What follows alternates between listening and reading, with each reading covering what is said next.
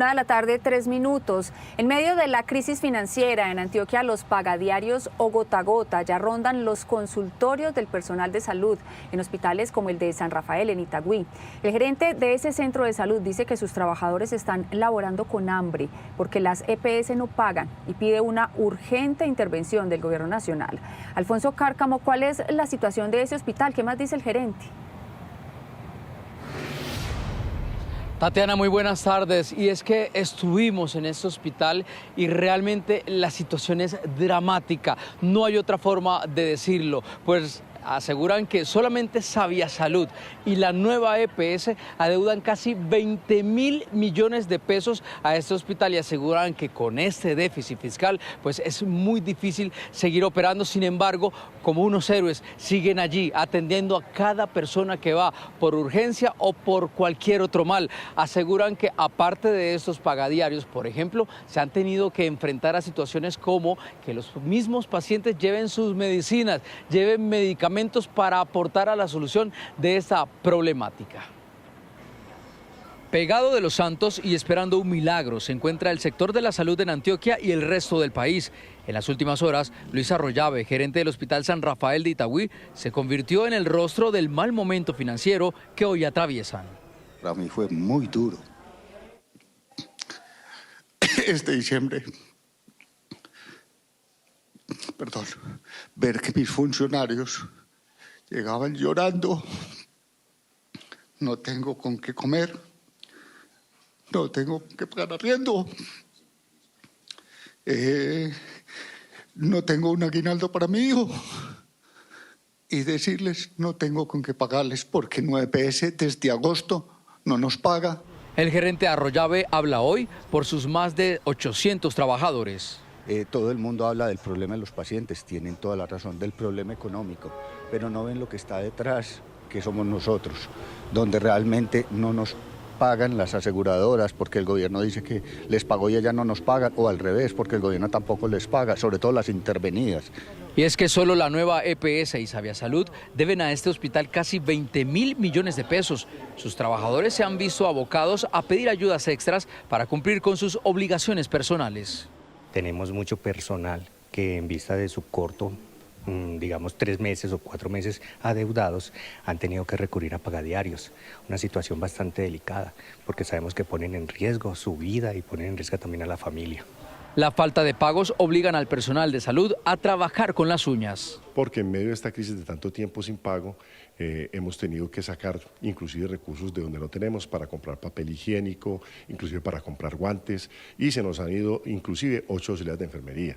Es mucha la gente que está muriendo en los hospitales, no por negligencia del personal médico, sino por la falta de recursos que nos tienen en este momento. Estamos sin recursos con que comprar jeringas, agujas, medicamentos. Incluso pacientes han tenido que donar medicinas. Hemos tenido una situación bastante preocupante y es que a veces han traído medicamentos que porque, vea, ustedes no tienen, entonces yo le puedo dar, le puedo donar. Entonces es triste verlo así, pero hemos tenido la necesidad de decir muchas gracias.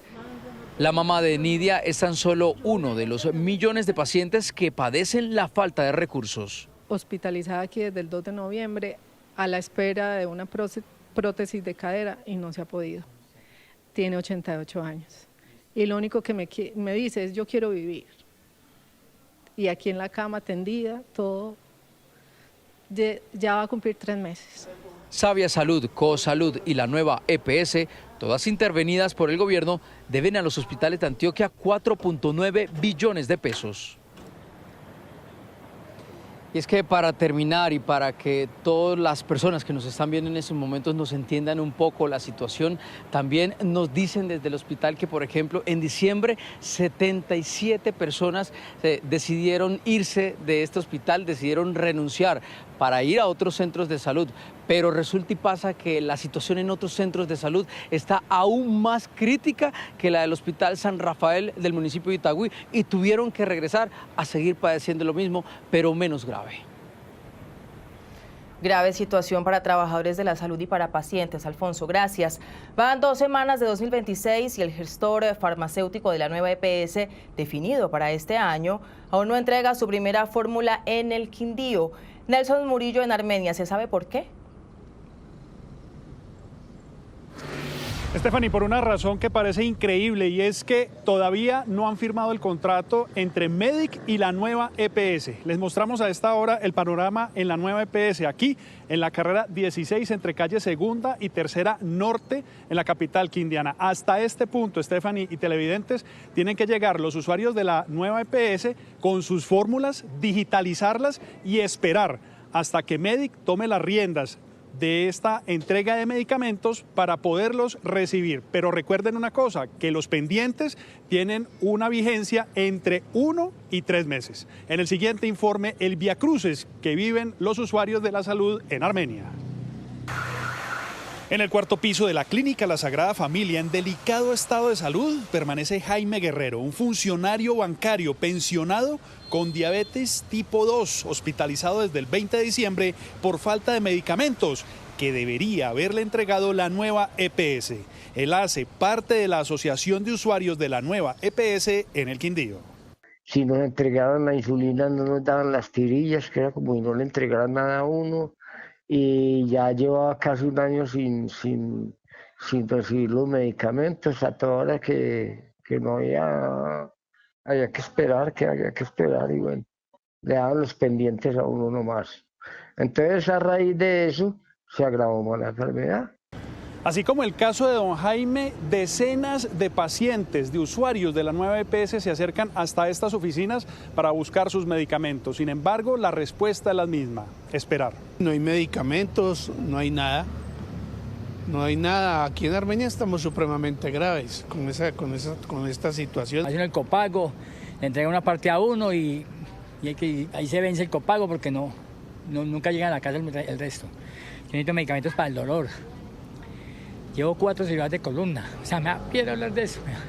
La nueva EPS explica en este comunicado que nuestros asesores gestionarán las fórmulas médicas y el proceso administrativo para la entrega de los medicamentos, asegurando la continuidad de los tratamientos sin interrupciones. Es decir, solamente están recibiendo las fórmulas para que cuando entre el nuevo gestor farmacéutico empiece a suministrar los medicamentos, situación que afecta a unos 59.000 usuarios en el Quindío.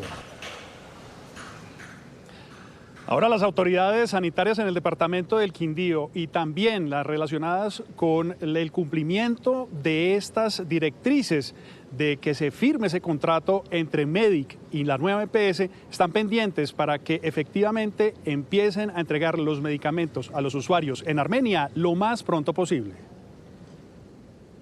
Nelson, gracias. Y usuarios de la nueva EPS en Popayán que padecen hemofilia han realizado protestas ante la falta de medicamentos. Sus vidas dependen de un tratamiento que desde el 1 de enero no reciben.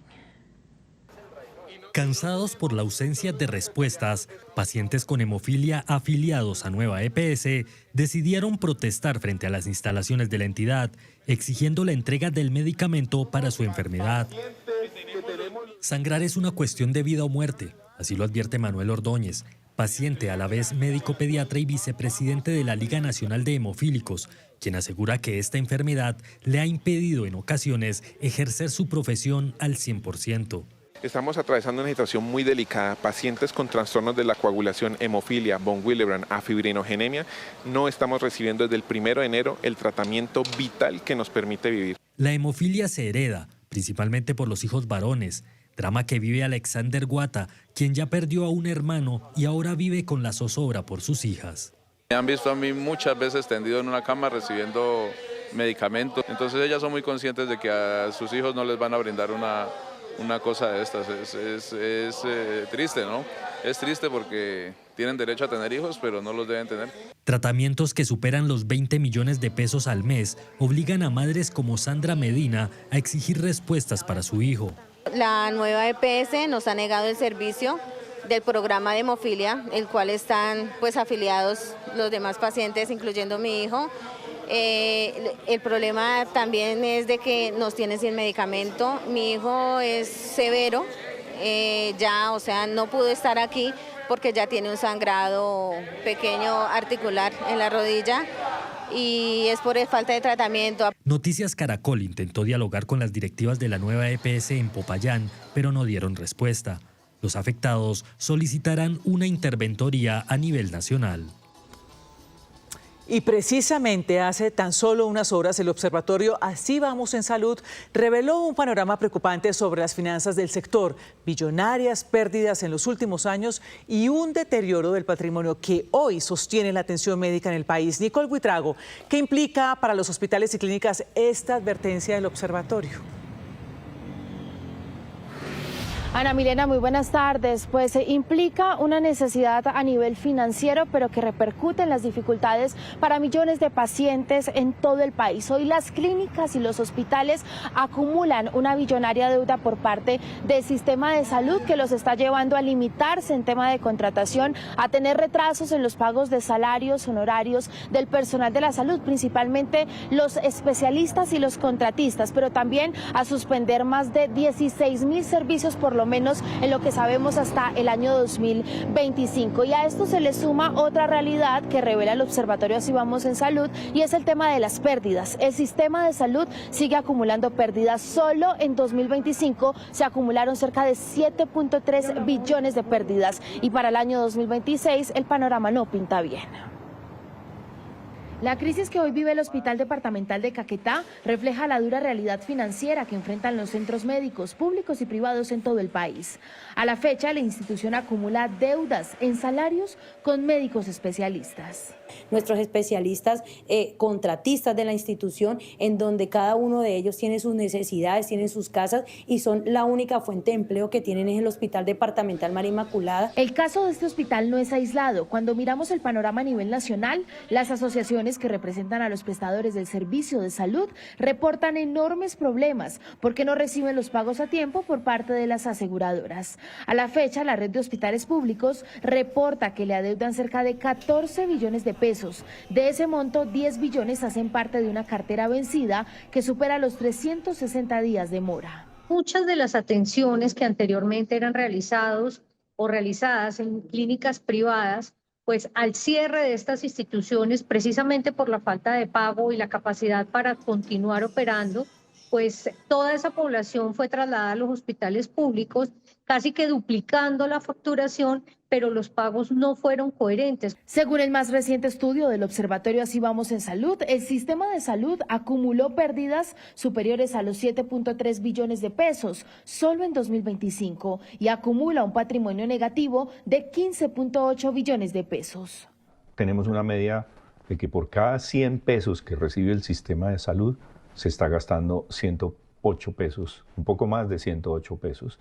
Producto de que las necesidades de la población en materia de servicios de salud son superiores al presupuesto y a los recursos que están destinados para el sistema. Jorge Toro representa gran parte de los gerentes de estas clínicas privadas, en donde la situación no es diferente. Con ellos, la deuda supera los 18 billones de pesos. Una imposibilidad de operación, una imposibilidad de caja, un incumplimiento marcado en el pago a salarios y honorarios del profesional de la salud, un no pago a proveedores, un no pago a medicamentos. Tensión financiera para la que se necesita inyección de recursos, acuerdos de pago que se cumplan e información de los estados financieros actualizados de la nueva EPS, la más grande del país.